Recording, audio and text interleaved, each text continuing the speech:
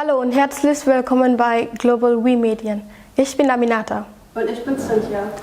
Heute haben wir zwei Gäste aus Potsdam, über die wir uns sehr gefreut haben. Es ist toll, dass ihr euch erstmal die Zeit genommen habt, nach Berlin zu fahren. Euer Verein heißt Refugees Emancipation. Ja, genau. Das ist ein ganz schwieriges Wort. Erzähl mal, was macht ihr so und wer seid ihr? Ich glaube, bevor wir erzählen, was wir machen und was wir sind, vielleicht erzählt er eben ein bisschen von Geschichte von Refugees Emancipation.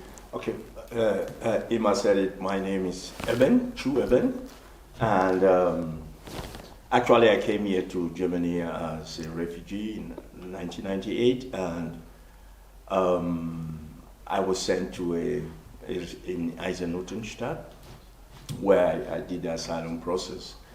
And so, you know, we realized that the situation was not exactly what we thought in context of how do we integrate and how do we, you know, live in Germany like any other person. So we started asking questions, and through those questions we got involved with some young people, students. But then we realized that most of the time, you know, we were being pulled to go and do demonstrations, but we did not really understand the context of the law. So by the year 2000, we decided to start an organization called Refugees Emancipation. And the idea was more about how do we ourselves not only be active on demonstration days, but how do we, you know, learn what is the context in which we are living. Was genau hat euch dazu geführt, den Namen auszuwählen und keinen anderen Namen? We wanted refugees to, and we did not think that participation is only on one active day. We feel that participation should be a process, and it should start where the refugees live, and they should be able to have a space within that where they live to make analysis of their situation and to see how they can, you know, bring out their own methodic in how they can protest or maybe participate in the civil society. So the name Emancipation, actually, if you hear Refugees Emancipation, is actually the concept, which is the participation of the refugee in context of his analysis and participating in bringing solution to the refugee problem. So that's how we came out with the name. Then, so the whole process, if you hear Refugees Emancipation, it already tells you what the organization is all about. It's about self-organization and participation. Denkt ihr, dass Dekolonialisierung was mit eurer Arbeit zu tun hat? Of course, I think decolonization has a lot to do with our work. You know, sometimes or most often we criticize the German asylum system, that it favors some refugees and defavors other refugees. So we see mostly refugees from the sub-Saharan Africa who are the least privileged. And when you go a little bit beyond, you realize that the asylum laws themselves are very racist. They have a background of this colonial prejudice or colonial, how will you put it, mentality of looking low on some races. So you see the laws themselves are very racist. So we are fighting that these laws, which we think are very old laws, they are built from a very racist mentality. So we are trying to draw attention to the fact that people from certain areas are most disadvantaged due to the already very racist laws that exist. So I think decolonization is something we are trying to say should happen to the asylum laws and in other fields. So we are very much affected by the term. So the whole process of asylum is to make life difficult for you so that you can live yourself. So Germany could develop a Wohnungspolitik. For example, they could say anybody who's been 1 year in a camp is allowed to get a house,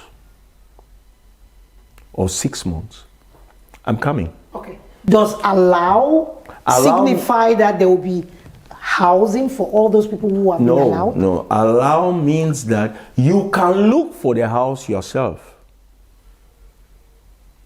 That's what allow means. But they don't allow you to look for the house. You have to go through an administrative, bureaucratic process, which we know is selective. And we have seen in some camps, they even have what you call checklist. They look at the character. Are you friendly to Germans? Do you speak German? Hiddenly in the hands. They have this checklist that the Heim administration ticks before the Auslander beholder gives you. They communicate with the social and say, this one likes German, this one can be good in our society. It's the divide and rule, we all know that.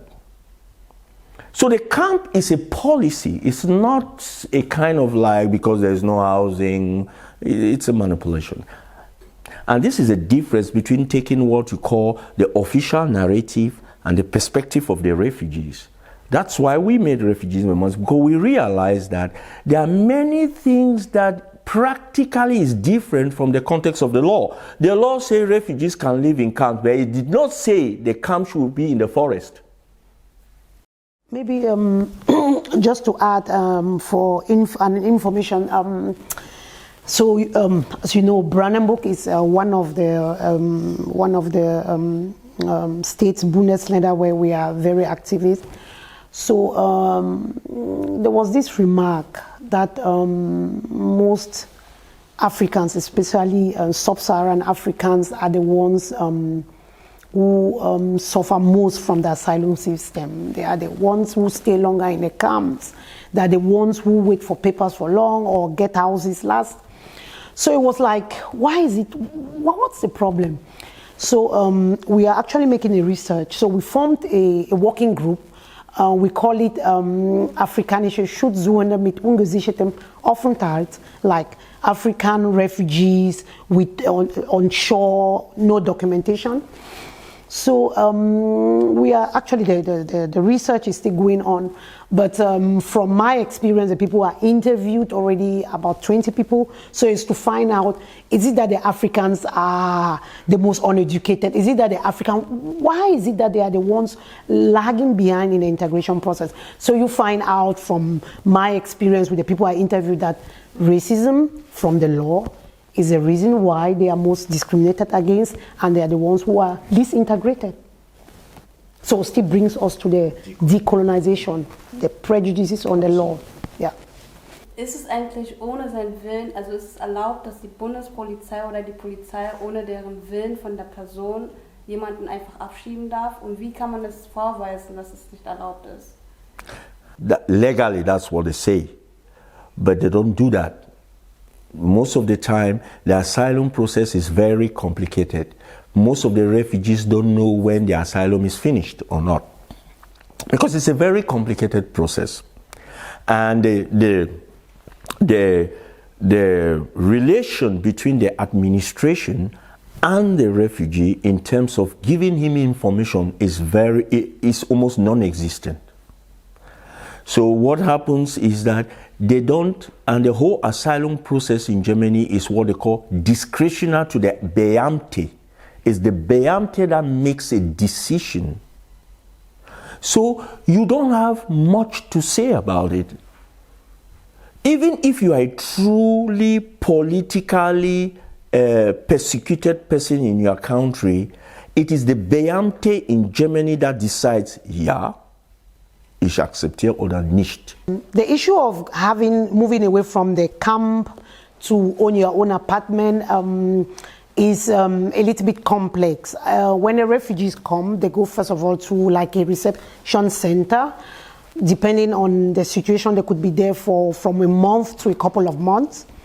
And then they're sent to like a refugee home. Normally they call it Übergangswohnheim, like a transition home. Most often refugees stay there averagely like 2-3 years, but some refugees stay even 4 or 5, depending. He stayed 7 years. So it depends now on the status and depending also on the land crisis where you find yourself as a refugee. There are some areas where you must have like a legal status before you can leave the camp to own an apartment. There are some other areas where even without legal documentation you can leave the camp to own an apartment. So as I said, it depends on where you find yourself. Like in Potsdam, for example, there is a general shortages of housing, be it for refugees or even German citizens. So the housing market is very tight. So it makes it even more difficult for you to leave the camp to find an apartment. And you should understand that the refugees, most of them, to leave the camp to go to an apartment, they apply for what they call this Wohnberechtigungsschein, like to have affordable apartment. And these type of apartments are not there are not so many. So they're like social housing for people low income. So in the tight market for housing, you already have another restriction for social housing for people of low income. So that makes it very tight, and it's one of the causes, for example, in Potsdam, where a refugee could stay even longer in the camp. So maybe in other remote areas, it could be a little bit easier. So there are many factors that play that contributes to refugees staying longer. I will be very careful in this answer. I can tell you that it's part of this colonial mentality. If you look like what the Ukrainian refugees come, suddenly there was housing for them in chic places. Don't forget that Ukrainian refugees, at the beginning, they said about 80% of Ukrainians were lodged by private people in Germany. Yes, but later on, they were lodged by private people, but they have housing. They didn't put them in the camps in the beginning. My point here I want to make is this. The idea of camps is a German colonial mentality, and it started in Africa. If you know the history of Namibia, you will realize that that's where the idea of putting people in camps started. It's a German mentality, colonial mentality to put people in camps. And if you look the whole idea of camps, it is a policy. Because what does camp do? Camps separate you from normal citizens. Camps make it easy for you to be deported. They can come and pick you in the night and take you away without disturbing anybody. If I live in the city center like everybody, and I'm a nice guy, and if they want to deport me, my neighbors will ask, warum? Was hat gemacht? But in the camp, who asks? So, that's 2. 3, they wanted to make life difficult for you so you yourself can live. I don't think that they should not stay in Heims. The only thing we tell them, as soon as your asylum is expired, it means if you have been rejected, you made an appeal, and your appeal has been rejected. So what we sometimes offer as a self-organized group, we offer what we call safe places. We recommend the refugees not to sleep in their official rooms. So sometimes we look for partners who can help them keep them. Because second time rejection means, as he said, you can be taken at any time. So that's why with partners we always have some rooms where refugees with such problems come and stay there. One of our best strategies, which we have done for many refugees when they are faced with a deportation problem, is to offer them safe areas. So thanks to our great network in Brandenburg, we have lots of safe areas. So when a refugee is actually confronted with a deportation problem, we keep him there until everything settles down. We try with the lawyers to find other means. We have kept people, we had these Dublin issues. We kept so many people until the time, because they said when you're in Dublin process, I think it was 18 months or so. So we have kept many refugees for a very long time until they get out of this danger zone of deportation. So as he said, please, you always have to tell other refugees to network, to be able to send alarm when that moment comes, so other people like us will know what to do. Ich habe mich gefreut, dass ihr euch die Zeit genommen habt und bis nach Berlin gefahren seid.